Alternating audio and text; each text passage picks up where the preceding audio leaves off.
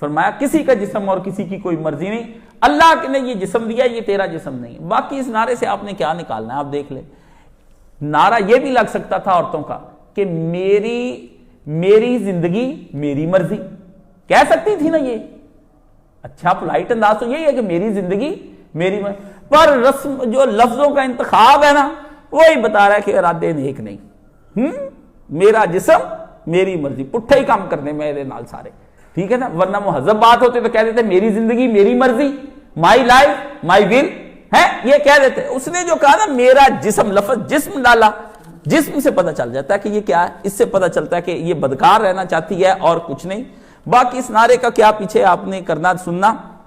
اس نعرے کا مطلب یہ ہے، یہ یورپ کی عورتوں نے اس وقت شروع کیا ہے جب وہ ان عورتوں کے ساتھ مرد ہم بستری کرتے، بچے پیدا کرنے کی کوشش کرتے، مجھے بیبی چاہیے، تو عورتیں بعض بیمار تھیں، انہوں نے جا کے این جی اوز کی عورتوں کو بتایا، ان عورتوں نے پھر یہ نعرہ لگایا کہ میرا جسم میری مرضی، مطلب بھی میں اپنے پیٹ میں حاملہ ہونا چاہوں یہ بھی میری مرضی ہے، میں ابارشن کرا دوں یہ بھی میری مرضی ہے، میں بچہ نہ پیدا کروں سرے سے یہ بھی میری مرضی ہے۔ یہ وہاں پر ان جاہل عورتوں کو پتہ ہی کوئی نہیں، انہوں نے کیا کہا کیا، بس یہ چل پڑی میرا جسم میری مرضی، وہاں کسی اور میں نہیں، میں یہاں کسی اور میں نہیں کے اندر آتا ہے۔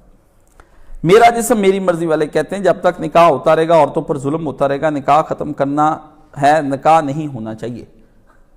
تو کر لے نا، کر لیں، کب یہ نکاح بھی ختم نہیں کرتی، مصیبت یہ ہے،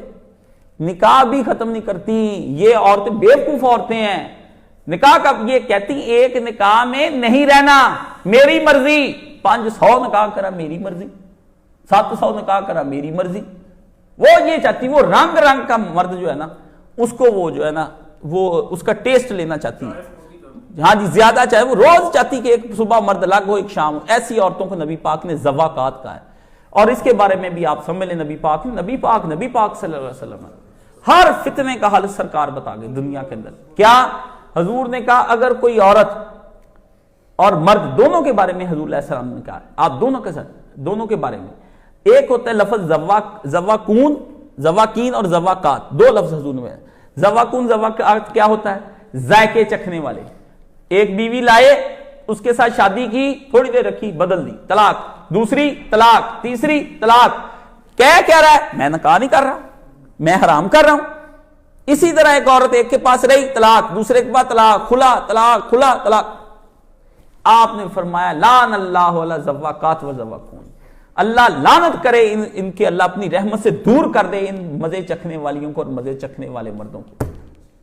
یہ ہے اس کا اسلامی ریاست، تو نکاح جو ہے، نکاح جو جائز کام ہے وہ پے در پے نہیں کرنے کا حکم دیتی، اس کو روک رہی ہے، تو کجا ایک عورت ہنڈی ہو جائے۔ اور یہ این جی اوز کی پلانٹڈ عورتیں ہیں، اس لیے وہ آپ کے ملک میں پھر رہی ہیں، وہ آپ کی بچیوں کو 30-35 یہ عورتیں دن دن آتی پھرتی ہیں،